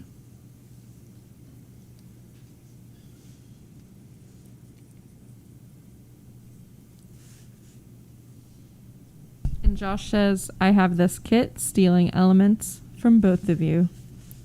Tim says orange. Orange in the mouth. Yeah, I was kind of tempted, but because I've gone for the sort of the orange and the sort of the undercolor for the base, I don't really want to hit that Orange would be a good. little bit too much. But then it would be fire. Breathing fire. Yeah. I think that's going to be all right. And then I'll just work to, I'll paint all of the fangs bone. That's... It is nice having it, like, just because it's against the sort of those other desaturated colors. I think when I go in for a second coat, it'll be really nice and saturated in there. So I'll probably let that dry and then come back to it in a minute. Oh, Dave, did you and Gretchen, did you guys have a good Halloween? Yeah. Yeah. And I that got my was wedding that, pictures on folks. Halloween. I was like, yes, trick or treat. All treats for me. All the treats. All the treats. All of the treats. We didn't have a whole lot of trick-or-treaters this year. I was kind of impressed because last year we ran out of candy, but this year I have a ton of candy. I was prepared. I was like, yes! No. I think it's because we don't have a porch light. Right. Yeah, that generally keeps. Last year my decorations had enough lights to kind of... I mean, I put candy out in a bowl thinking people would just, like, take it, but... Last year? Or this year? Both years. Both years? Okay. Interesting. Yeah, this year we got about... Usually we get about, like, 7 or 8 pounds of candy to hand out. And this year it was... we had about 6 pounds. Because one of our neighbours... last minute bought some candy off us. Yeah. She got some, but she was a little bit worried that she was going to run short. So we ended up having about 6 pounds of candy, and it lasted from like our first trick or treater I think arrived at about 3:30, and we're out of candy by 6. Yeah. Here I was afraid about, like, I was like, gotta get good candy. I gotta prepare. Nope. One of the things I was really surprised by is the number of kids who were like, oh my God, Almond Joys, I love those. I was like, you've had one before, right? I like Almond Joys, though. No, that's my sister. I like Apparently coconut. this is her favorite. That's her favorite candy, which Yeah. I did not know, and I was I wouldn't appalled. say it's my favorite, but I I'm enjoy not gonna it. lie. Yeah. Yeah. Well, Yeah, for hours, I think kids were like, "Oh my god, I got it." There were other people. I think they picked it out because it was like blue in a sea of red, like Kit Kat wrappers, 100 grand wrappers, Yeah. that kind of thing. And I was in there looking. It's like that was a York peppermint patty you just pushed aside. I like York peppermint patty. I love York peppermint patties. So that was our fun Halloween. My daughters did multiple trick-or-treating. Oh, wow. They did some with their friends from school down in their friend's neighborhood. And then they came back and, did some trick-or-treating along our street. Barry says, my kids surprisingly came home with a ton of full-size candy bars. I need to step up my game because the neighbors are outshining me. I would totally want to be, like, if I would have known that we were only going to have, like, 3 trick-or-treaters, I would have been way more like, hey, guys. Some of our friends did things like they'll get 15 full-size candy bars, and the first 15 people get those. And then after that, they have the fun size, which is a complete misnomer. Snack size, the minis. But our next door neighbors always enjoy going to the Asian market and picking up a whole bunch of Japanese candy Oh, that's fun. beforehand. So It's always fun when you get something different. yeah. But they Shake it up. they do that and they have it ready for the trick-or-treaters, but then they also have they bundle up some of the candy and for all the kids on the street. So everybody who lives on the street That's gets cool. like a Ziploc bag of cool Japanese candy. That's really neat. Yeah. So there we go. That's the start of those blues.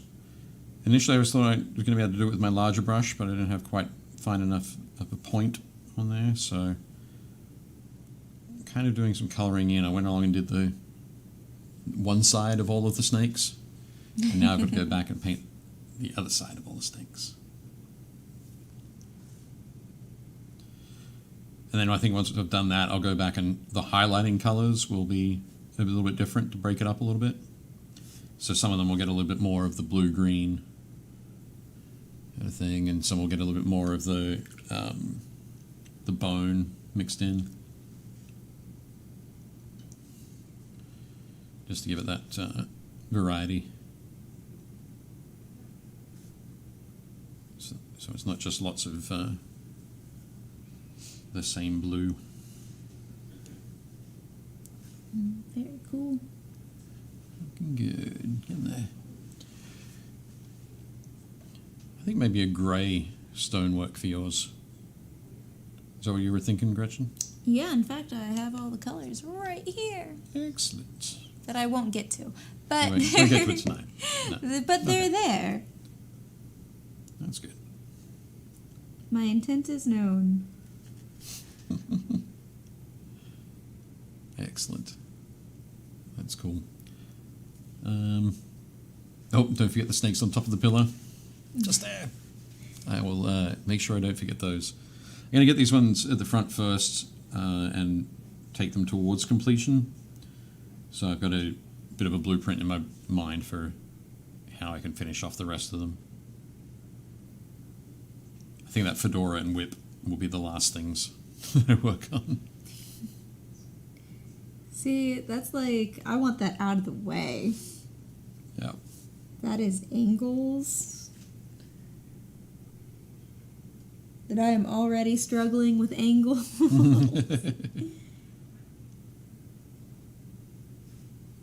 Good there. Okay. So many tiny snakes. How's everybody's painting going tonight? Ashlyn, how is your Imperial Guardsman work going? Coming along well, I hope. We haven't seen Ayumi in the chat yet, have we? Nope. Not tonight. I was going to say, I was thinking of Ayumi. I checked out the Monster Apocalypse board game. Yeah, is that live on Kickstarter? Live on Kickstarter now. Right now? I know, I saw that and I almost was like, they should have gotten Ayumi to paint what was on. Yep. So, yeah, live on Kickstarter at the moment. So it's Privateer Press working with Mythic Games. And... okay, that makes sense. Because they said buy Mythic, and I was like, but I thought Monster was I think... Privateer. yeah, it's kind of... I think it's a little bit of an odd one. It's kind of... but it is Mythic and Privateer working together. Together. Friends. Because all of the existing minis... all of the minis that are in the game are able to be used in the miniatures game. The board game is really a kind of a streamlining of the miniatures game. And because it's more of a board game format, they can more easily put in other sort of combat formats or aspects or scenarios and so on. I saw a cool interview with Leo from Mythic about it. But they have a pledge level that is that's called the veteran pledge level. So you just get if you're already a veteran player and you've got a whole bunch of minis, you just really get the things that are new. So you get the board and the tokens and the dice and that kind of stuff, and the scenario booklets and any of the new monsters that they've done. They're doing some big sort of gargantuan creatures where you can do it like a co-op game where you're and your opponent and your big creatures or mechs or whatever, and the units can fight against the AI controlled gargantuan, which is a cool idea, I think. There we go. Coming out there.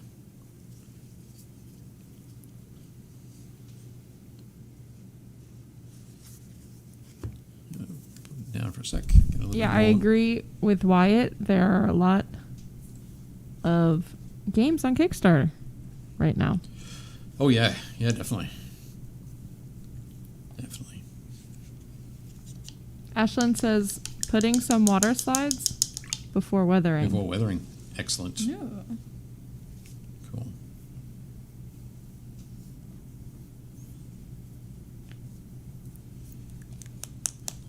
Yep. I think Resident Evil from Steamforged Games is on Kickstarter. What else is there? My friend Neil at Real Train Hobbies has a Kickstarter that's going at the moment. I think it finishes up fairly soon, which is for some STL files for Hobbit holes, or halfling homes, I think he's called them. It's which look really cool. Keeping an eye on terrain stuff.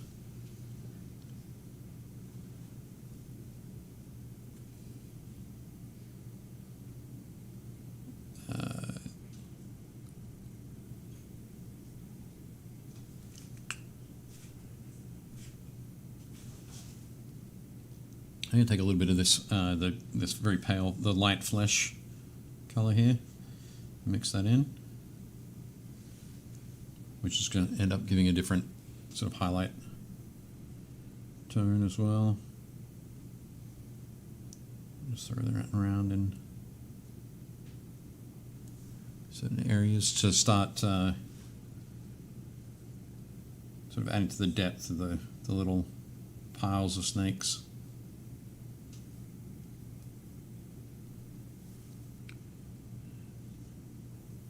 Yep, there we go. Just adding some little orange spots here and there.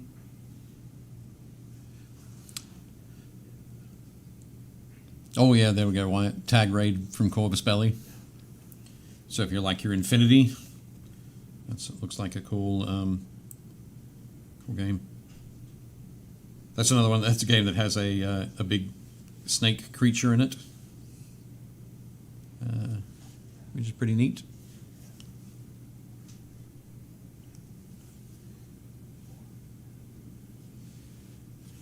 Oh, a little bit too bright.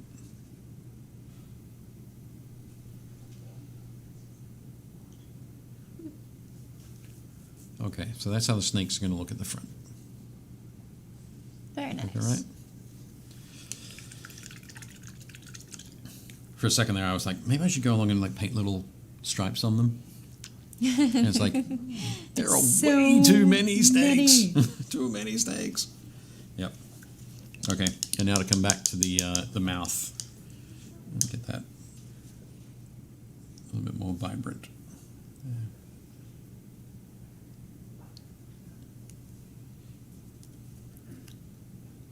There we go. So yeah, that's starting to, that will definitely pop. Maybe I've thinned that down a little bit, so it is quite thin. It'll dry a little bit darker. And I can start to work the that light flesh into it. Yeah, I'm just gonna go along the edges here and pick out these little spikes.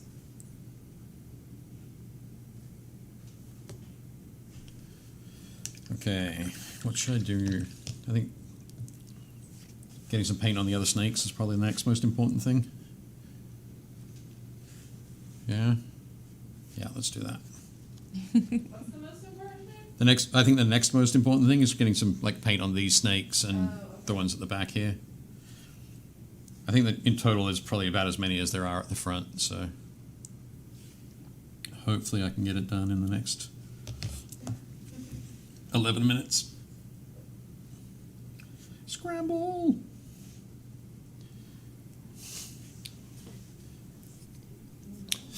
Asps, very dangerous. You go first. It's the Skyrim from Modiphius is just is on it's on GameFound. So yeah, lots of stuff being crowdfunded at the moment.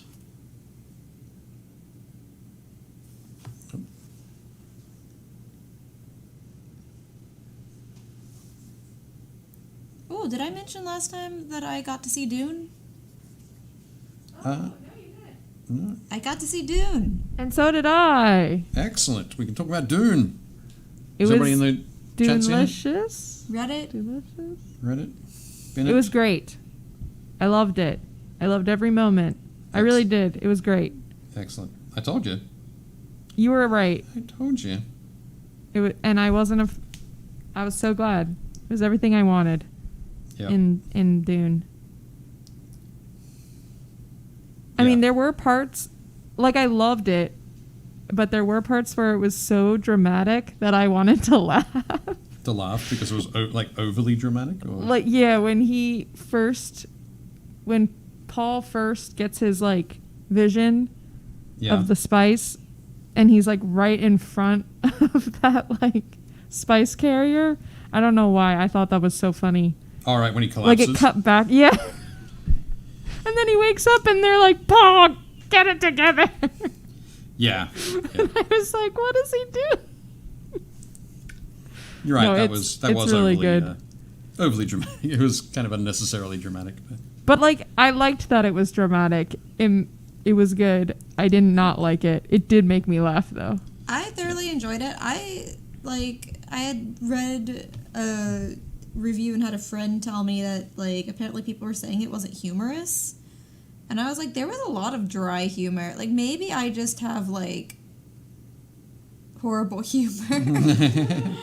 But like there were a lot of like little chuckle moments. Oh like, yeah, for sure. It's not a comedy by any means, but there's a couple, like, I wouldn't call them zingers necessarily, but like moments where you're like, if I were like with friends and they said that to me, I would laugh. Yeah. Like, you know.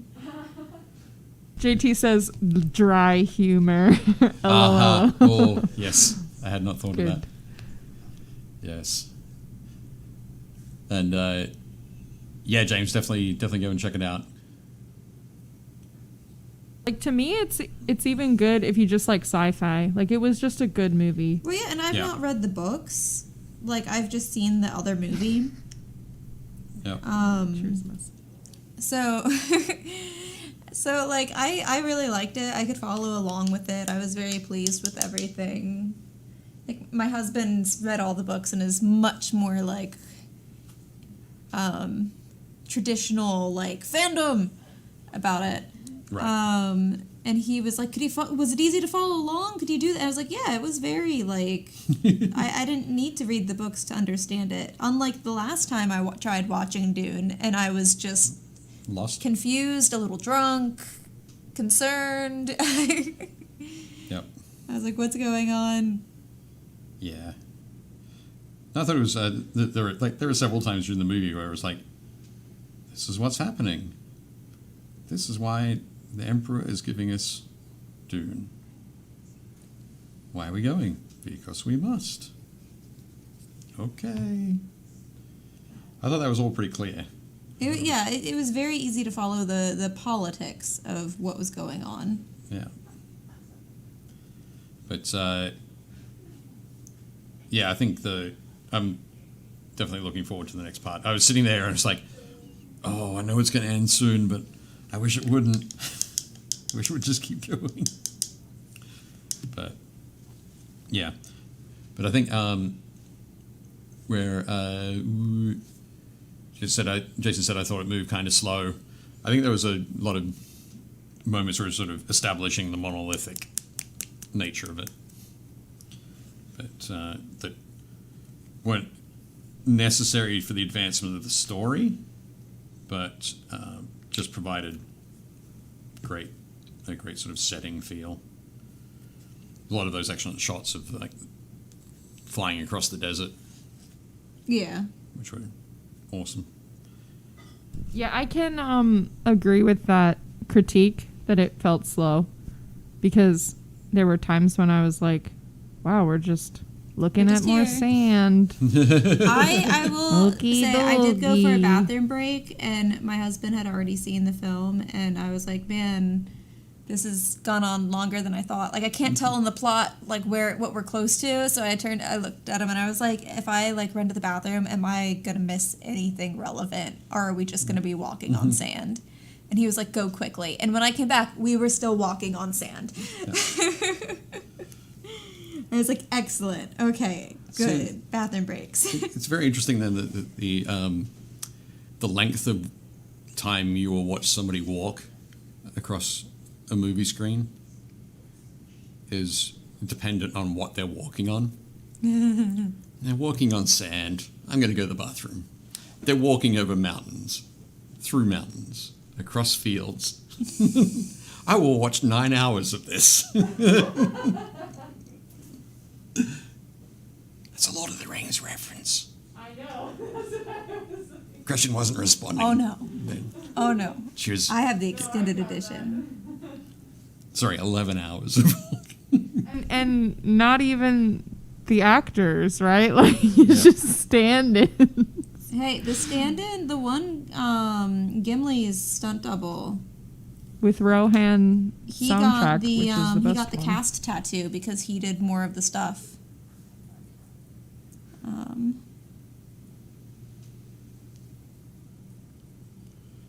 Excellent. But I thought it was excellent. I'm very much looking forward to it. What do we got? And Ashlyn said waiting for Ghostbusters. Ghostbusters, Which I yeah. can appreciate. That The, looks like it's going to be a fun movie. That trailer. I'm surprised they didn't try and tie it in with Halloween more, but I'm not complaining. Yeah. It'll be fun. I don't know. That the Ghostbusters trailer, when the like Ecto 1's siren goes off. Yeah. They got the build up to it. It's like, this is pretty cool. Yeah, this is all right. This is going to be an interesting reimagining of it. Blah, blah, blah, blah, blah. and then the siren goes off, and you're just like, It was I'm back to definitely, being like 10 a again, or moment. however old I was when I saw it, like 11 or 12. It's like, yeah! It was amazing. Okay. Looking for a gloss medium so I can get those super shiny scales. Oh, I don't know do if I we have one. have some? I have a cracked medium, Ah, which is the opposite. I got a lot of shifters. a lot of shifters. Check the box. Look in the box. What's in the box? I have 2 briefcases. Here. Sorry. Potentially is in here. Potentially. Dungeon effects. Glaze medium? No. I don't think There should be like a gloss varnish. You know, I'm not sure we have a we gloss might not varnish. have one. Hmm. I'm I sorry. might want the one thing we don't have. Okay, then I'll get one. I mean, I know that's not helpful for this. Oh, it's 2 weeks.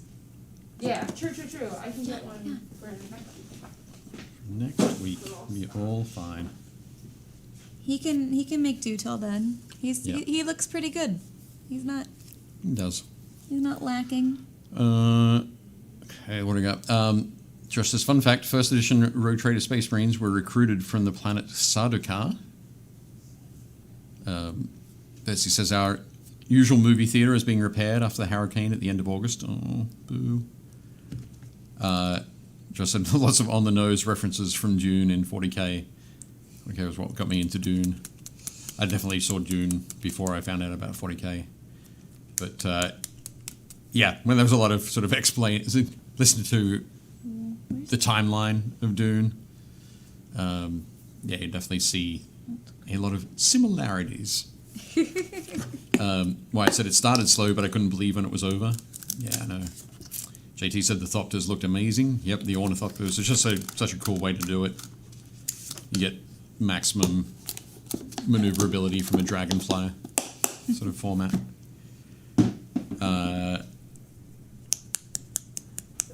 Why it says COVID delays. I'm sure that'll be about the Ghostbusters. Just said I like the 1984's film's visuals, the alabaster and filigree gilded bits and such.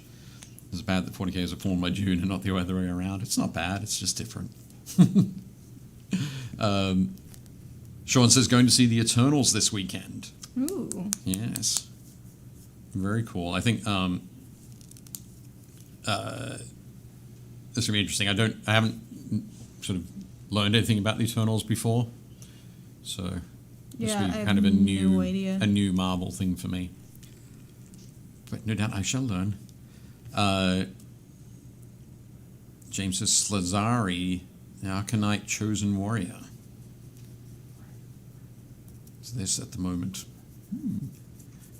Wyatt, Ghostbusters Zombicide minis look great. Can't wait to see those.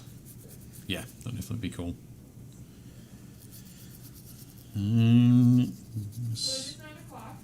No!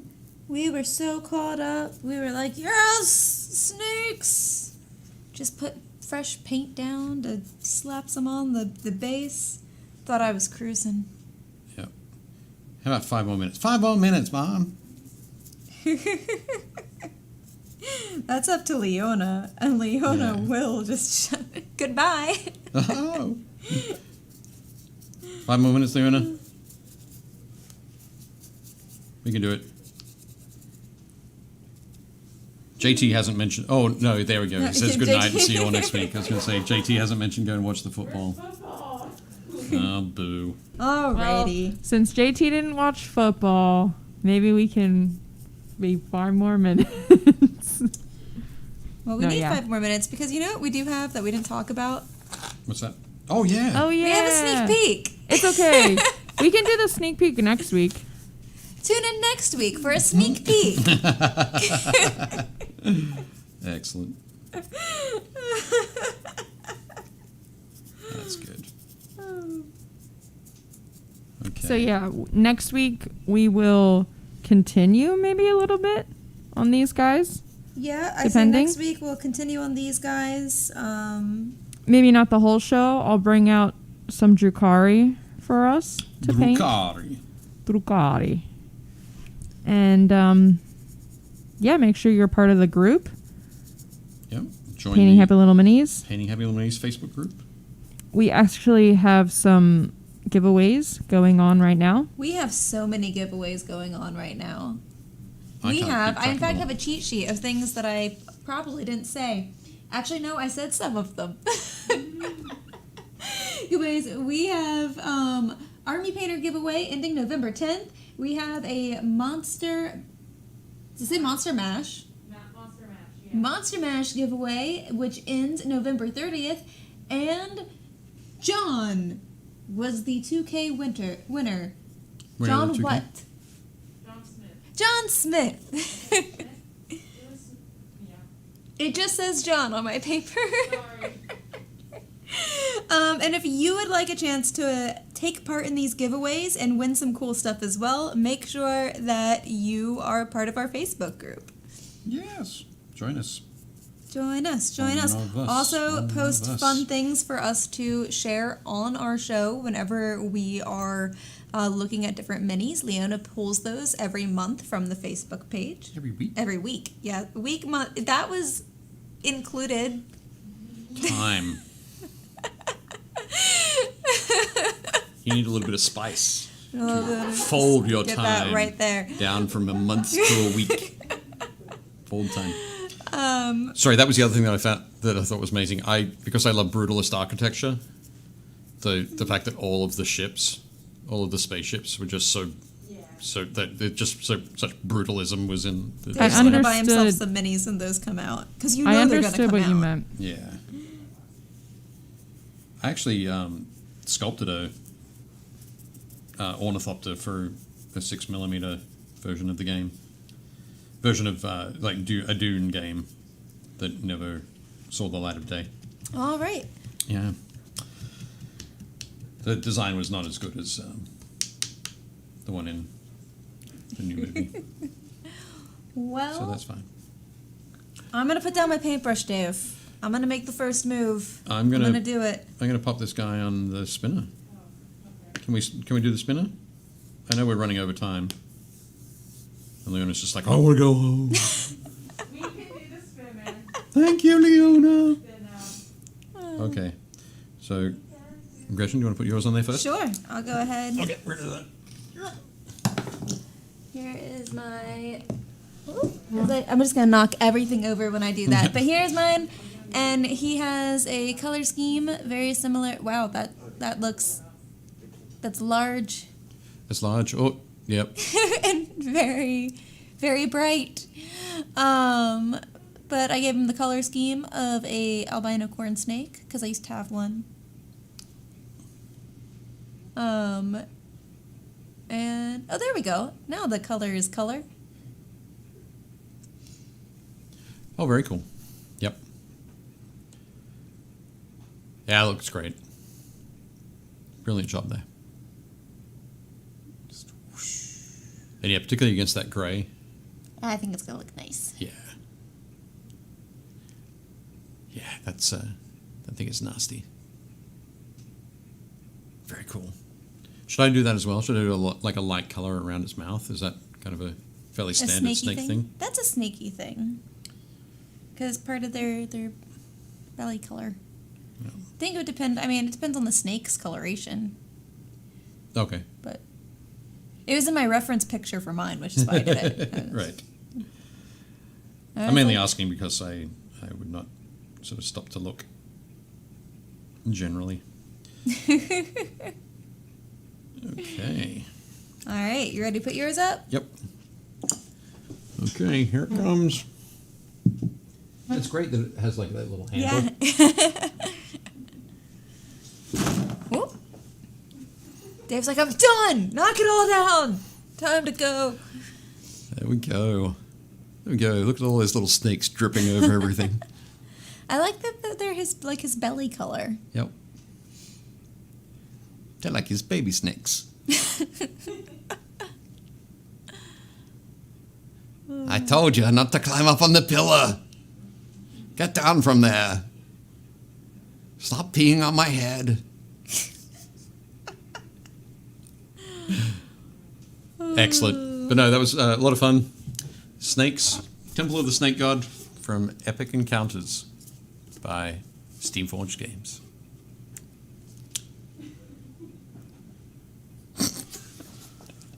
And we'll see you guys next week. Bye, guys, everybody. Bye.